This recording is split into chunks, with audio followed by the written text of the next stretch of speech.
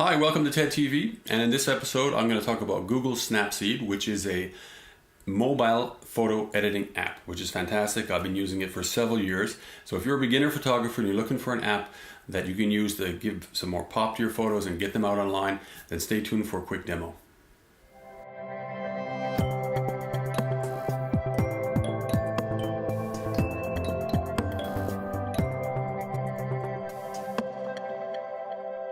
Okay, welcome back. And I'm going to walk you through a demo edit using SnapSeed, Google SnapSeed, which is available for Android and iPhones or iPads and other tablets. And why would you want to do this? Why would you want to download a different app for editing a photo? Well, if you're happy with what you see on your phone when you take a picture with your device, then that's fine too. Maybe you want to apply a filter to it in Instagram or Snapchat or not and just send it off, and that's fine. And I do that too. But maybe for a photo that you want to maybe tweak a little bit more, bring out some more saturation, adjust the exposure a little bit, then you want a different app for that. And Snapseed is a very good option, and you got nothing to lose because it's free.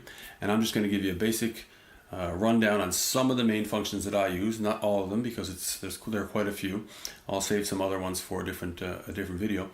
But let's get in there. I'll hook up my phone to my computer here and we'll do a screencast and I'll show you some basic edits on a sample image. Okay, first of all, you want to go get the app. So Snapseed is available for both Apple devices and Android. So here on the iTunes preview store, you'll see it. It's got a lot of good ratings, a lot of downloads, a lot of good reviews. And you can see here on the Google Play Store as well. 610,000 downloads and almost, 4.5 out of 5 stars. So a lot of people think highly of this app, and it is free. So go get it on your phone and come back and we'll get going with a sample edit. Okay, so we're on my iPhone now, and I'll go and I have a photo group here with some apps that I use. And here is the Snapseed app with the green leaf. And if you click on that, it will open up and it says tap anywhere to open a photo, which we'll do. But I just want to point out, first of all, before we get started, on the right side here is this little book. And that's a pretty handy link because if you click on it, you'll see that there are a bunch of mini tutorials on different looks and filters and such. So have a look at that. I'm not going to go through it today. There's quite a bit there. And that could also be very helpful too. It's on the right side there. And before we go to open a photo and do some sample edits, I'll just touch on this little hamburger menu on the top right, and you'll see you get help and feedback. So the help setting there, I won't go into that now, and settings and details. And you'll see what I have chosen here. There's not a lot of settings, but some are, I think, kind of important. Save to Snapseed album. That means if you save an edit, it'll create, for the first time, it'll create an album in your photos on the iPhone. Show a large preview in library. I have that checked. I don't use the Google usage ID. That's just for Google tracking if you're using different apps for Google. But here, image sizing, I just tapped on it. Do not resize. So I use the fullest, the largest resolution that I have. And you can see the settings here if you want to go smaller. And format and quality, and you want to have a look at this. I tend never to save 100% JPEG. I go 95%. I'm only saving it once, so the degradation of the image quality is very, very minimal with a 95% JPEG. You can go lower if you want to keep your file size even lower, or a PNG format as well. So I'm going to stick with JPEG 95 for this, which is what I usually keep it on. So now I'll touch open in the top left corner, and I'll go from open device. And now, of course, this goes to vertical mode, which I'll go to quickly. And I'll pick a photo here that I've selected because I think it's just a basic landscape image. It's not a great photo. It's taken from the front of a tour bus in the Highlands in Scotland last year. And you can see it's quite flat. And this is actually an image I took with, I believe it's the GoPro. So I've imported it into my iPhone. So you can see the different options here. Everything happens with this big round pencil icon on the bottom right, and I'll go through the other menus as we need them. So I'm going to start with a sample edit, and what I would do with this first, this is probably a good candidate for minimal HDR. So if I click on that, you see the tools. and I'll only use a few of these on this basic edit, but if I scroll down, I'll see different filters, and these can be pretty good depending on what you're trying to achieve with your image. I tend not to use filters. I tend not to go overboard with them at all, but I think some of them can be used as a good starting point.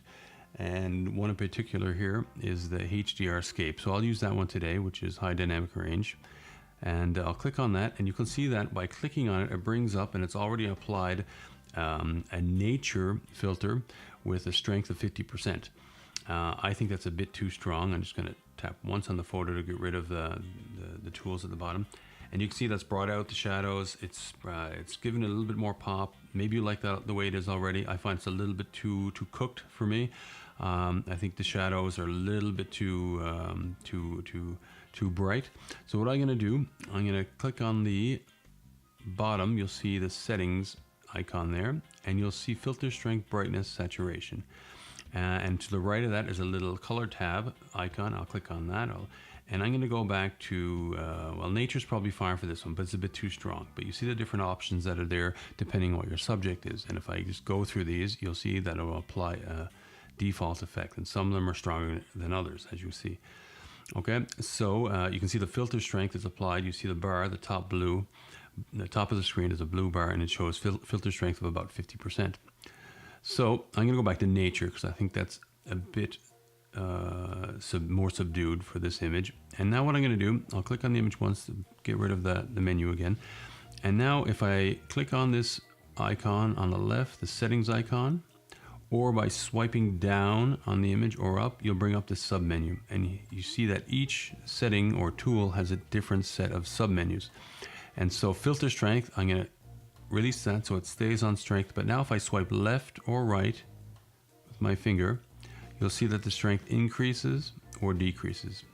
And there's a numerical figure up there, 50%, 55, 56, and you see the farthest I push to the right, the stronger the filter. So very similar to a slider effect in Lightroom or iPhoto, whatever you're using currently on the desktop.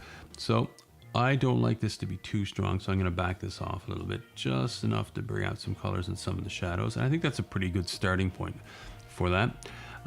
If I see the other option, you have brightness. You may want to play with that. I don't want to play with that too much. I don't want the shadow, the clouds to be burnt out. Saturation, you may want to bring that up a little bit more. I think for this image, I'll bring it up to about 27. Looks okay for me. So there's no hard rule to any image. You want to basically just pick something that suits your taste and what you're trying to achieve. So I'll click on the check mark on the right, touch that, and it'll apply that setting. Now to see what you've done with the photo, what steps you've applied up to this point, you can click on this undo layer icon next to save, and you can see that it says view edits, this 1, 2, 3rd icon up in the bottom. I'll touch that, and now you can see that I've applied that HDRscape filter. And if I click on the little arrow to the left, you'll see that I can get rid of it, or I can touch each one of these to go back and modify what I've just done. So I'm happy with that. So I'm going to leave it there and click the arrow on the top left and go back to the image. Now I want to bring down, in this particular image, I think the clouds are a bit too bright. I'm going to try and save some of those highlights, apply some sharpening, and maybe a tad bit more contrast. We'll see. So the goal of this tutorial is basically show you just how to do this. So I'll go in now, click again the pencil icon at the bottom. I'll scroll up to Tune Image, and this is where most of the work is.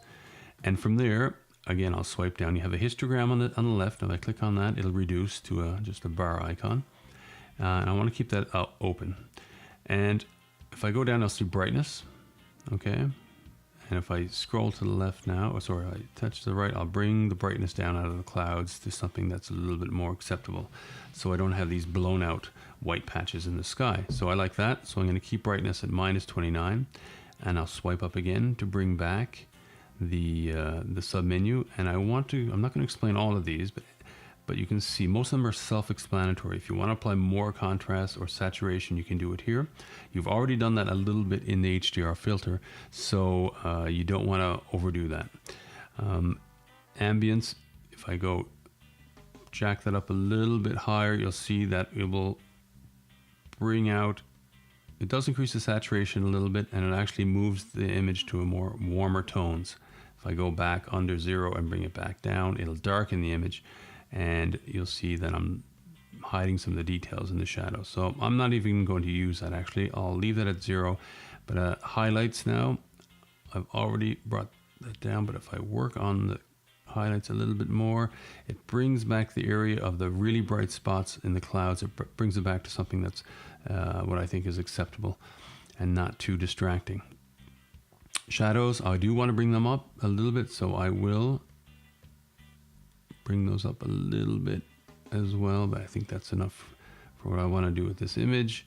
Warmth is kind of like a pseudo white balance. The more I bring it up to the right, the more orange and red tones will come out of the image, as you'll see in some greens. If I go down under 0, it'll become much cooler and more towards the blues. So I'm going to leave that at, well, I'll bring it up maybe about 20, 25. I like that. It's a bit warmer. And I'm okay with that now for those series of settings. So I'll click the check mark. It will apply those settings.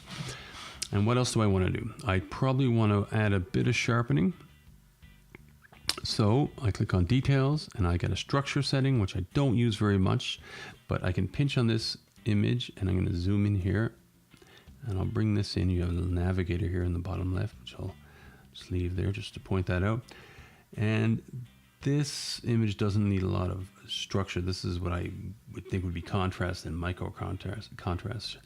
And I don't usually use this a lot. I may add a little bit, but I'll zoom in and see if it really affects the photo. And you want to be careful adding too many effects like this. If you don't need them, just leave them alone, because you're going to add some noise to the photo, especially in the next one when we go into sharpening.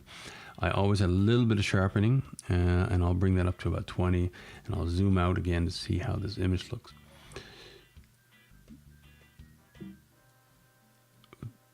Around 20 or so. And there we go. That's not too bad. And the last thing I'll show you, well, there's two things actually. I'll go back in again to the editing, go into my tools. If you do want to crop the image, which is something that happens often, you can pick various aspect ratios, which are predefined at the bottom. I'll stick to 2:3:2, which is what this image is originally. And if I want to grab one of the corners, then I can, of course, choose the area, and I choose a center, a square, or is it rectangle, sorry, out of the image, and I can pan back and forth and choose what area I want to crop. But I'm okay with this image the way it is. I don't want to crop. It's not a super image anyway, but for the purpose of demonstration, I'll just crop this as such. Click on the check mark, and that's what we have. And lastly, we'll add a watermark. So back into the edits, I'll go to text and double tap.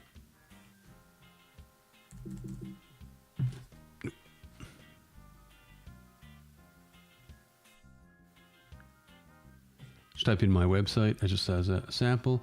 Okay, I can pinch this down. I can pinch this down to make it smaller. I'll bring it down to something that's not too distracting.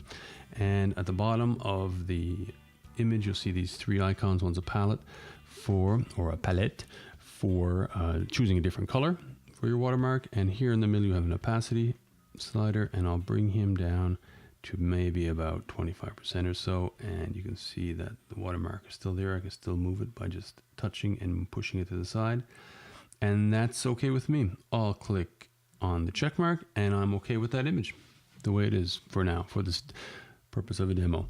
Now we want to save the image, so I'll click on save, touch save in the top right corner, and you have a couple of options here. You can click on save on the top. That it will save the image as is on your camera roll, and iOS will ask for permissions to modify the photo. Or you can save a copy, which will be a copy, obviously, of the original photo with the edits that you just saved. So I'm going to go with save up here, and iOS will ask me, do you want to modify this photo? Okay, I do yes, and there we go. And now we have a saved photo in Snapseed. And if you wanted to go back and save that series of changes to be used on other photos, you can go into what's called My Looks. You can say Save Look, and I can go just give it a name, HDR Test. Give it OK, And now if I wanted to open up any other image and just apply those basic changes, then I can do that without having to go all through all the steps that I just showed you. And I think that should just about do it. If you're not happy with the edits, you can go back into this menu and you can click View Edits, and you can actually see what you have applied on the right. And you can go through each one, taking each one away to see how your image looks. And you can click on Original to see the way it was and compare it to what you've done. So you can see there's much more pop into that image. Okay, so let's back out. And I think that should do it. And I'll just go back out now and click on the pencil icon and show you the different tools. Now, there are some advanced tools here as well, the curves and brush and healing tools. These are a bit more advanced, and they would merit their own how-to in their own right. So maybe they'll save those for a different video. But those are some basic edits that I just showed you that would get you off the ground and running for basic photo editing on your device using SnapSeed. Well, that's about it. But before I close out, I just want to mention that I've only talked really about editing images that are already on your phone, that you've taken with your phone. But of course, you can edit any image with SnapSeed that is actually on your phone. For example, if you're using these iFi cards like I do a lot, or transmitter, this is a Nikon one, to get images from your DSLR or your other cameras onto your phone so you can share them and get them out on the web, then you can do that as well with the app. So it's not just limited to images you take with your phone. So if you want to share quickly images from other platforms, other devices, then you can, by all means, you can use SnapSeed to do that as well. So thanks for watching. If you liked the video, please thumbs up, please subscribe. And if you have any ideas for other app reviews or walkthroughs, then let me know in the comments below and I'll be happy to try and do them for you. So thanks for watching.